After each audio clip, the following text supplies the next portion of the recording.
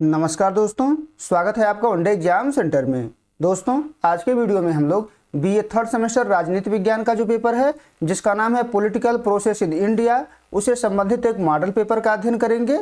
जिस प्रकार से परीक्षा में आपका पेपर कुल 3 खंड में विभाजित होता है, उसी प्रकार से आपका ये मॉडल पेपर भी 3 खंड में विभाजित है। पहला खंड अ है, दूसरा खंड ब है और तीसरा खंड स है। एक एक करके यहाँ पर हम लोग तीनों खंडों का अध्ययन करेंगे। हम लोग जानेंगे कि तीनों खंडों में आपसे क्या पूछा गया है और उसका उत्तर आपको किस प्रकार से लिखना होगा। पहला खंड अ है जिसमें आपसे अति लघु उत्तरीय प्रश्न पूछा गया है और इन प्रश्नों का उत्तर आपको अधिकतम 50 शब्दों में देना होगा। देख लेते हैं कि इसमें आपसे क्या पूछा गया है। पहला प्रश्न जो आपसे पूछा गया है, लोकतंत्रीकरण से आपका क्या तात्पर्य है, यानी लोकतंत्रीकरण किसको कहा जाता है, उसी का उत्तर आपको यहाँ पर लिखना है। तो उत्तर में आप लिखेंगे कि लोकतंत्रीकरण वह प्रक्रिया है जिसमें किसी अलोकतांत्रिक व्यवस्था को लोकतंत्र में बदला जाता है। यानी किसी देश में अगर अलोकतांत्रिक व्यवस्था है तो उसको लोकतंत्र में बदलने की जो प्रक्रिया होती है उसी को लोकतंत्रीकरण के नाम से जाना जाता है। इसके तहत सत्ता तानाशाही या राजतंत्र से हटकर जनता के हाथों में आ जाती है। यानी देश का जो सत्ता होता है वो तानाशाह के हाथ में नहीं रह जाता है, राजा के हाथ में नहीं रह जाता है, आम जनता के हाथों में आ जाता है। इसमें निष्पक्ष चुनाव, नागरिक स्वतंत्रता, स्वतंत्र न्यायपालिका और मानवाधिकारों की स्थापना की जाती है ताकि शासन पारदर्शी और जवाबदेह जो है बन सके। इसी प्रक्रिया को लोकतंत्रीकरण के नाम से जाना जाता है। आगे बढ़ते हैं, दूसरा प्रश्न देख लेते हैं। दूसरे प्रश्न में आपसे पूछा गया है कि अर्धसंघवाद क्या है, अर्धसंघवाद किसको कहते हैं, उसी का उत्तर आपको यहाँ पर लिखना है। तो उत्तर में आप लिखेंगे कि अर्धसंघवाद वह राजनीतिक व्यवस्था है जहां संघीय और एकात्मक प्रणालियों का मिश्रण होता है। यानी अर्धसंघीय व्यवस्था में जो होता है संघीय जो विशेषता भी पाई जाती है और एकात्मक विशेषता भी पाई जाती है, दोनों का मिश्रण इसमें पाया जाता है। इसमें जो है शक्तियों का विभाजन होता है केंद्र और राज्यों के मध्य, लेकिन केंद्र सरकार राज्यों की तुलना में अधिक शक्तिशाली होती है क्योंकि उसके पास शक्तियां ज्यादा होती हैं। भारतीय संविधान जो है इसका प्रमुख उदाहरण है, अर्धसंघवाद का प्रमुख उदाहरण है भारतीय संविधान, क्योंकि सामान्य समय में यह संघीय रहता है, राज्य और केंद्र में शक्तियों का विभाजन हुआ रहता है, परंतु जैसे ही आपातकाल आता है या विशेष परिस्थितियों में यह एकात्मक रूप ले लेता है तो भारतीय संविधान जो है वो अर्धसंघीय व्यवस्था का उपयुक्त उदाहरण माना जाता है। आगे बढ़ते हैं, तीसरा प्रश्न देख लेते हैं। इसमें आपसे पूछा गया है कि स्थानीय स्वशासन से आप क्या समझते हैं, स्थानीय स्वशासन से आप क्या समझते हैं, इसी का उत्तर आपको इसमें लिखना है। तो उत्तर में आप लिखेंगे कि स्थानीय स्वशासन का अर्थ है शासन की वह प्रणाली जिसमें ग्रामीण और शहरी क्षेत्रों के लोग अपने प्रतिनिधियों के माध्यम से स्वयं का प्रशासन चलाते हैं। यानी गांव के लोग, शहर के लोग जब अपने द्वारा चुने हुए प्रतिनिधियों के माध्यम से अपना शासन चलाते हैं तो उसी को स्थानीय स्वशासन के नाम से जाना जाता है। इसमें सत्ता का विकेंद्रीकरण किया जाता है, सत्ता को गांव में दूर दराज के लोगों के हाथों में पहुंचाया जाता है ताकि स्थानीय समस्याओं का समाधान वहीं के लोग बेहतर ढंग से कर सकें। भारत में जो पंचायती राज है और जो नगर पालिकाएं हैं वो स्थानीय स्वशासन की जो है उदाहरण है। आगे बढ़ते हैं, चौथा प्रश्न देख लेते हैं। चौथे प्रश्न में आपसे पूछा गया है कि गठबंधन सरकार क्या है, गठबंधन सरकार क्या है इसके बारे में आपको लिखना है। तो उत्तर में आप लिखेंगे कि जब किसी चुनाव में किसी एक दल को पूर्ण बहुमत नहीं मिलता तब 2 या 2 से अधिक राजनीतिक दल मिलकर सरकार बनाते हैं, इसे गठबंधन सरकार कहते हैं। यानी कोई दल चुनाव लड़ रहा है, उसको पूरा बहुमत नहीं मिल रहा है तो 2-3 दल जब मिलकर के आपस में सरकार बनाते हैं तो उसी को गठबंधन सरकार के नाम से जाना जाता है। इसमें शामिल दल एक साझा कार्यक्रम के आधार पर शासन चलाते हैं और आपसी सहमति से निर्णय जो है लेते हैं। जैसे वर्तमान समय में जो एनडीए की सरकार है केंद्र में, वो गठबंधन की सरकार है क्योंकि मोदी सरकार के पास पूरा बहुमत नहीं है तो अपने सहयोगी पार्टियों से उन्होंने समर्थन लिया हुआ है और गठबंधन का सरकार जो है चला रहे हैं। आगे बढ़ते हैं, पांचवा प्रश्न देख लेते हैं।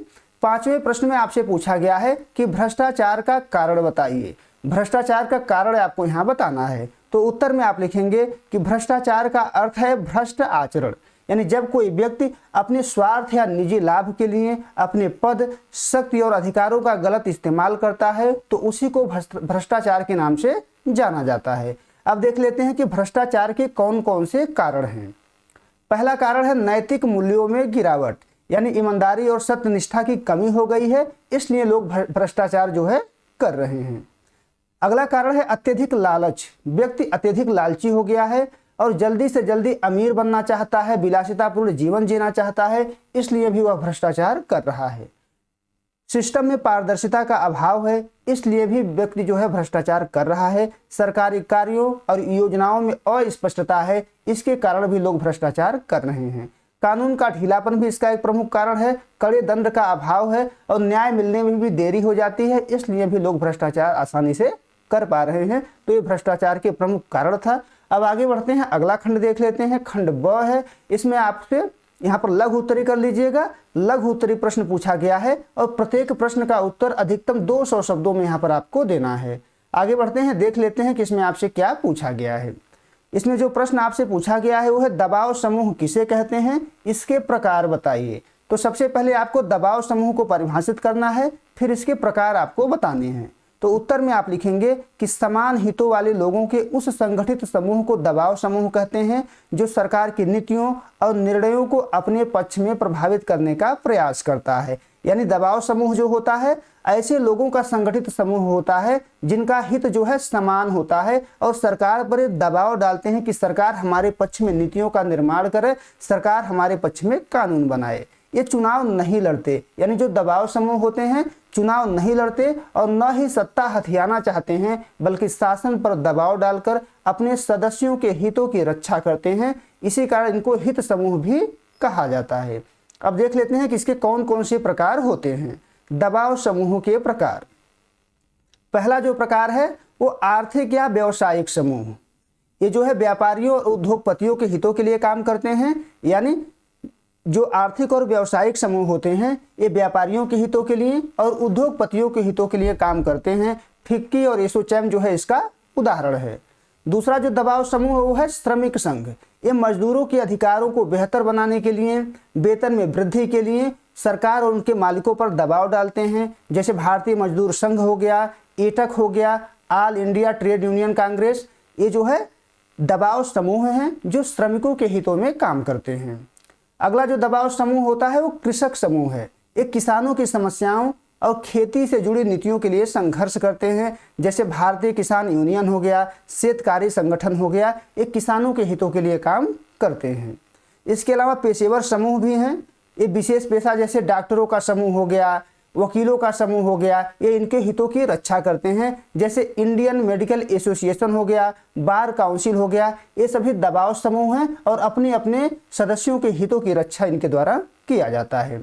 इनके अलावा दबाव समूह का जो प्रकार है वो धार्मिक और जातीय समूह भी है। ये विशेष धर्म या विशेष जाति के हितों को जो है बढ़ावा देता है और ये उसी जाति और धर्म के लोगों के द्वारा गठित भी किया जाता है। जैसे विश्व हिंदू परिषद हो गया और विभिन्न जातीय संगठन जो स्थापित किए गए हैं ये अपने जातियों के सदस्यों के हितों को बढ़ावा देते हैं और सरकार पर दबाव भी डालते हैं कि उनके हित में कानून जो है बनाया जाए। इसके अलावा जनहित या आदर्शवादी समूह भी होते हैं। इस समाज की भलाई या किसी खास मुद्दे के लिए काम करते हैं। जैसे नर्मदा बचाओ आंदोलन, पर्यावरण समूह, ये भी दबाव समूह होते हैं और सरकार पर नीतियां बनाने के लिए दबाव जो है डालते हैं। ये समूह लोकतंत्र में जनता की मांगों को सरकार तक पहुंचाने का एक प्रभावी माध्यम होते हैं। इतना आपको इसके उत्तर में लिखना होगा, इसके बाद आपका उत्तर पूरा हो जाएगा। अब आगे बढ़ते हैं। 7वां प्रश्न है भारतीय संविधान में धर्मनिरपेक्षता के कौन कौन से प्रावधान दिए गए हैं, वर्णन कीजिए। यानी भारत का जो संविधान है उसमें धर्मनिरपेक्षता का कौन कौन सा प्रावधान है, उसी प्रावधान के बारे में आपको यहाँ पर बताना है। तो उत्तर में आप लिखेंगे कि भारतीय संविधान में धर्मनिरपेक्षता को किसी एक धर्म को बढ़ावा देने के बजाय सर्वधर्म समभाव के रूप में अपनाया गया है। यानी यहाँ धर्मनिरपेक्षता जो है सर्वधर्म समभाव के रूप में आया हुआ है। इसका अर्थ है कि राज्य का अपना कोई धर्म नहीं है और वह सभी धर्मों का समान सम्मान करता है, सभी धर्मों का समान रूप से आदर करता है। संविधान में धर्मनिरपेक्षता को सुनिश्चित करने वाले प्रमुख प्रावधान निम्नलिखित हैं। अब संविधान में कौन कौन से प्रावधान हैं एक एक करके उस पर हम लोग चर्चा यहाँ पर करेंगे। पहला प्रावधान प्रस्तावना में ही दिया गया है। प्रस्तावना में जो है 42वें संविधान संशोधन 1976 के द्वारा प्रस्तावना में पंथ निरपेक्ष शब्द जो है जोड़ा गया, जो भारत को एक आधिकारिक धर्मनिरपेक्ष राष्ट्र घोषित करता है। अगला जो प्रावधान है वो अनुच्छेद 14 और 15 में है। अनुच्छेद 14 कानून के समक्ष सभी को समान मानता है, जबकि अनुच्छेद 15 जो है वो धर्म के आधार पर किसी भी नागरिक के साथ भेदभाव को निषेध करता है और बताता है कि धर्म के आधार पर किसी के साथ भेदभाव नहीं किया जा सकता है। धार्मिक स्वतंत्रता भी दिया गया है मूल अधिकार में। अनुच्छेद 25 से लेकर के 28 तक धार्मिक स्वतंत्रता का अधिकार दिया गया है। अनुच्छेद 25 कहता है कि सभी नागरिकों को अपने धर्म को मानने, आचरण करने और प्रचार करने की व्यक्तिगत स्वतंत्रता होगी, यानी सभी लोग अपने धर्म को मानने के लिए स्वतंत्र हैं, अपने धर्म के अनुसार आचरण करने के लिए स्वतंत्र हैं और अपने धर्म का प्रचार प्रसार करने के लिए व्यक्तिगत रूप से स्वतंत्र हैं। अनुच्छेद 26 कहता है कि धार्मिक संप्रदायों को अपने धार्मिक मामलों के प्रबंधन और संस्थाएं स्थापित करने का अधिकार होगा, यानी प्रत्येक धार्मिक समुदाय जो है अपने धार्मिक मामलों का प्रबंधन करेगा और उसके लिए संस्थाओं की स्थापना भी करेगा। अनुच्छेद 27 कहता है कि राज्य किसी भी व्यक्ति को किसी विशेष धर्म के रख रखाव के लिए कर देने के लिए मजबूर नहीं कर सकता है। अनुच्छेद 28 कहता है कि पूरी तरह से सरकारी सहायता प्राप्त शिक्षण संस्थानों में धार्मिक शिक्षा नहीं दिया जा सकता है, धार्मिक शिक्षा देने पर रोक लगाता है। इसके अलावा सांस्कृतिक और शैक्षणिक अधिकार भी दिया गया है। अनुच्छेद 29 और 30 में ये अल्पसंख्यकों के लिए है। अल्पसंख्यकों को अपनी भाषा, लिपि और संस्कृति को सुरक्षित रखने तथा अपनी पसंद के शिक्षण संस्थान चलाने का अधिकार इसके माध्यम से प्रदान किया जाता है। तो इतने प्रावधान हमारे संविधान में किए गए हैं। इतना आप लिख देंगे तो आपके प्रश्न का उत्तर पूरा हो जाएगा। अब आगे बढ़ते हैं, खंड स देख लेते हैं। इसमें आपसे दीर्घ उत्तरी प्रश्न पूछा गया है, दीर्घ यहाँ कर लीजिएगा। दीर्घ उत्तरी प्रश्न आपसे यहाँ पर पूछा गया है और प्रत्येक प्रश्न का उत्तर आपको अधिकतम 500 शब्द में यहाँ पर देना है। अब आगे बढ़ते हैं, देख लेते हैं कि क्या इसमें आपसे पूछा गया है। इसमें जो आपसे पूछा गया है कि भारत के राष्ट्रपति की आपातकालीन शक्तियों का वर्णन कीजिए, यानी भारत के राष्ट्रपति के पास जो आपातकालीन शक्तियां हैं उसी के बारे में आपको यहाँ पर लिखना है। तो उत्तर में आप लिखेंगे कि भारतीय संविधान के तहत राष्ट्रपति को असाधारण परिस्थितियों से निपटने के लिए व्यापक आपातकालीन शक्तियां दी गई हैं। इन शक्तियों का वर्णन संविधान के 18वें भाग में किया गया है, अनुच्छेद 352 से लेकर के 360 तक। यानी जो आपातकालीन शक्तियां हैं वो संविधान के 18वें भाग में हैं, अनुच्छेद 352 से लेकर के 360 तक इसका वर्णन किया गया है। 3 प्रकार की कुल आपातकालीन शक्तियां राष्ट्रपति के पास होती हैं। एक एक करके तीनों का वर्णन हम लोग यहाँ पर करेंगे। पहला जो है राष्ट्रीय आपातकाल, जो अनुच्छेद 352 में है। ये कब लागू किया जाता है? जब भारत या उसके किसी हिस्से की सुरक्षा को युद्ध, बाहरी आक्रमण या सशस्त्र विद्रोह से खतरा हो तो राष्ट्रपति जो है राष्ट्रीय आपात की घोषणा कर सकता है। कब करेगा? जब युद्ध का खतरा हो, बाहरी आक्रमण का खतरा हो, सशस्त्र विद्रोह का खतरा हो, तभी जो है राष्ट्रपति इसकी घोषणा कर सकता है। और इसकी सबसे प्रमुख विशेषता यह है कि इसे मंत्रिमंडल की लिखित सिफारिश पर ही लागू किया जा सकता है। जब तक मंत्रिमंडल लिखित सिफारिश नहीं देगा तब तक राष्ट्रपति इसको लागू नहीं कर सकता है, राष्ट्रीय आपातकाल की घोषणा नहीं कर सकता है। इसका प्रभाव क्या होता है? केंद्र सरकार अत्यंत शक्तिशाली हो जाती है और मौलिक अधिकार अनुच्छेद 19 स्वतः जो है निलंबित हो जाता है। इसके उदाहरण देख लेते हैं, कब कब यह लागू किया गया है। 3 बार अब तक लागू किया जा चुका है। 1962 में चीन आक्रमण के समय, 1971 में पाकिस्तान युद्ध के दौरान और 1975 में आंतरिक अशांति के आधार पर इंदिरा गांधी के समय में इसको लागू किया गया था। यानी राष्ट्रीय आपातकाल की घोषणा अब तक 3 बार भारत में किया जा चुका है। अब अगला देख लेते हैं। अगला है राष्ट्रपति शासन, जिसको राज्य आपातकाल भी कहा जाता है और इसका वर्णन अनुच्छेद 356 में किया गया है। यदि किसी राज्य का शासन संविधान के प्रावधानों के अनुसार नहीं चलाया जा सकता तो राज्यपाल की रिपोर्ट के आधार पर या राष्ट्रपति की स्वयं संतुष्टि के आधार पर राष्ट्रपति वहां पर राष्ट्रपति शासन लगा सकता है। और इसे संवैधानिक तंत्र की विफलता के नाम से भी जाना जाता है कि एक राज्य में जो संवैधानिक तंत्र है वो पूरी तरीके से विफल हो चुका है, विफल होने के बाद ही इसको लगाया जाता है। इसका प्रभाव क्या होता है? राज्य की जो विधानसभा होता है वो या तो भंग हो जाता है या तो उसको तत्काल रूप से निलंबित कर दिया जाता है। राज्य का शासन सीधे केंद्र के हाथ में आ जाता है। राष्ट्रपति के प्रतिनिधि के रूप में आमतौर पर राज्यपाल उस राज्य के शासन को संभालते हैं। अब इसके उदाहरण क्या हैं? अब तक इसका 100 से अधिक बार प्रयोग किया जा चुका है। 1951 में पहली बार पंजाब में इसका प्रयोग हुआ था। उत्तर प्रदेश और मणिपुर जैसे राज्यों में कई बार इसको जो है लागू किया जा चुका है। अब आगे बढ़ते हैं, तीसरा आपातकाल देख लेते हैं। इसको वित्तीय आपातकाल कहते हैं, जो अनुच्छेद 360 में दिया गया है हमारे संविधान में। यदि राष्ट्रपति को लगे कि देश की वित्तीय स्थिरता या साख खतरे में है तो वह वित्तीय आपातकाल की घोषणा कर सकते हैं। इसका प्रभाव क्या होता है? इसका प्रभाव यह होता है कि इस दौरान राष्ट्रपति सरकारी अधिकारियों, इसमें उच्चतम और उच्च न्यायालय के न्यायाधीश भी शामिल हैं, उसके वेतन और भत्तों में कटौती का निर्देश दे सकता है। आज तक एक भी बार अभी तक वित्तीय आपातकाल भारत में लागू नहीं किया गया है। 1991 में जो है आर्थिक संकट भारत में आया था, उस समय भी भारत में वित्तीय आपातकाल लागू नहीं किया गया था। तो अभी तक भारत में वित्तीय आपातकाल लागू नहीं किया गया है।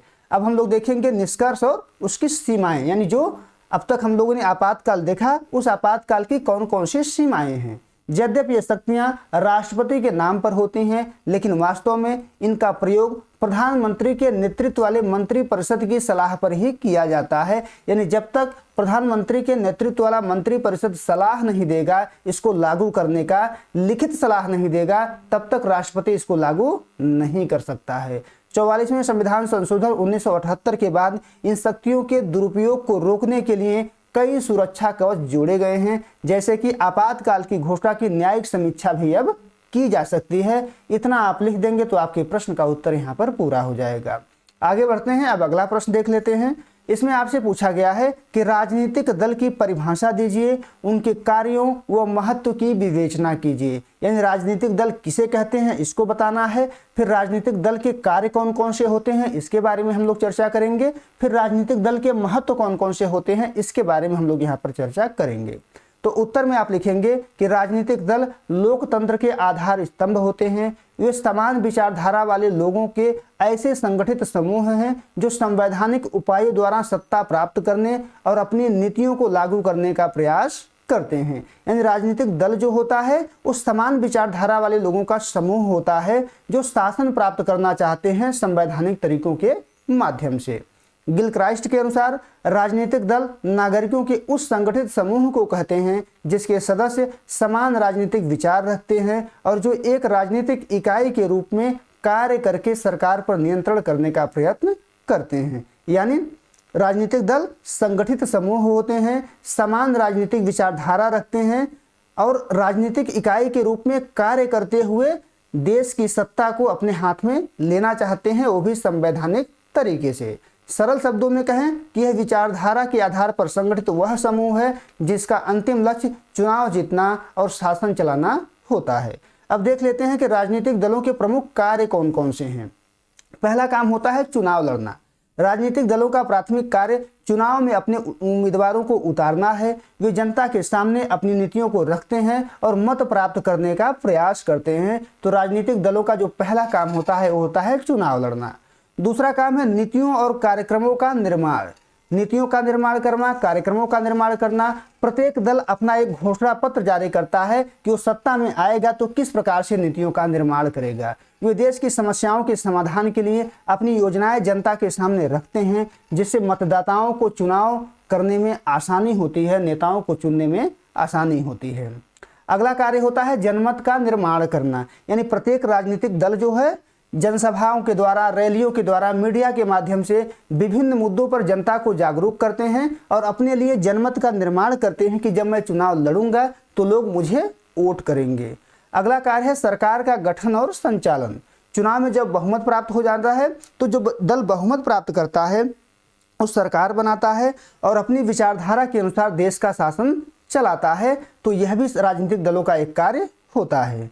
विपक्ष की भूमिका भी एक कार्य है। जो दल बहुमत नहीं प्राप्त कर पाते वे विपक्ष की भूमिका निभाते हैं। वे सरकार की गलत नीतियों की आलोचना करते हैं और उसे देश को निरंकुश होने से रोकते हैं। यानी जो शासन चला रहा है उसको निरंकुश होने से रोकते हैं। यानी राजनीतिक दल जो है विपक्ष की भूमिका भी निभाते हैं। जनता और सरकार के बीच की कड़ी होते हैं राजनीतिक दल जनता की शिकायतों और मांगों को सरकार तक पहुंचाते हैं और सरकार की योजनाओं को जनता तक ले जाते हैं। यानी ये इनका एक काम ये भी है कि ये जनता और सरकार के बीच की कड़ी हैं। अब देख लेते हैं कि राजनीतिक दलों का महत्व क्या होता है। पहला महत्व है कि ये लोकतंत्र का अनिवार्य अंग है। राजनीतिक दलों के बिना लोकतंत्र की कल्पना करना संभव नहीं है, असंभव है। यदि दल नहीं होंगे तो प्रत्येक उम्मीदवार स्वतंत्र होगा और कोई भी सामूहिक निर्णय लेना कठिन हो जाएगा, और कोई सामूहिक निर्णय नहीं ले पाएंगे तो उस देश में अराजकता की स्थिति फैल जाएगी। दूसरा महत्व है इनका शासन की स्थिरता। एक दल संगठित विचारधारा प्रदान करते हैं जिससे सरकार के कार्यों में निरंतरता और स्थिरता बनी रहती है। अगला महत्व है उत्तरदायी शासन, यानी जो दल होते हैं ये उत्तरदायी शासक होते हैं। जब शासन चलाते हैं तो इनका जो शासन होता है ये उत्तरदायी होता है। दल चुनाव के समय जनता को जवाबदेह होते हैं। सत्ता पक्ष को हमेशा डर रहता है कि यदि उन्होंने अच्छा कार्य नहीं किया तो अगले चुनाव में जनता उन्हें हटा देगी, यानी उनका जो शासन होता है वो जनता के प्रति उत्तरदायी होता है, जवाबदेह होता है। अगला जो इनका महत्व है वो है विविधता का प्रतिनिधित्व। ये जो है विविधता का प्रतिनिधित्व करते हैं। भारत जैसे विशाल देश में राजनीतिक दल समाज के विभिन्न वर्गों, क्षेत्रों और हितों का प्रतिनिधित्व करते हैं जिससे राष्ट्रीय एकता बनी रहती है। अब इसका महत्व लिखने के बाद आप इसमें निष्कर्ष भी लिखेंगे कि राजनीतिक दल लोकतंत्र के प्राण हैं। वे न केवल शासन को सुव्यवस्थित करते हैं बल्कि आम नागरिक को राजनीति से जोड़कर लोकतांत्रिक मूल्यों को सशक्त बनाते हैं। इतना आप लिख देंगे तो आपके प्रश्न का उत्तर यहाँ पर पूरा हो जाएगा। उम्मीद है दोस्तों आपको ये वीडियो पसंद आया होगा। अगर वीडियो अच्छी लगी तो हमारे चैनल को सब्सक्राइब कर लीजिए, वीडियो को लाइक और शेयर कर दीजिए, और आपका पेपर हो जाए तो हमारे व्हाट्सएप नंबर 83 037 86 616 पर अपना पेपर जरूर भेजिएगा। बहुत बहुत धन्यवाद।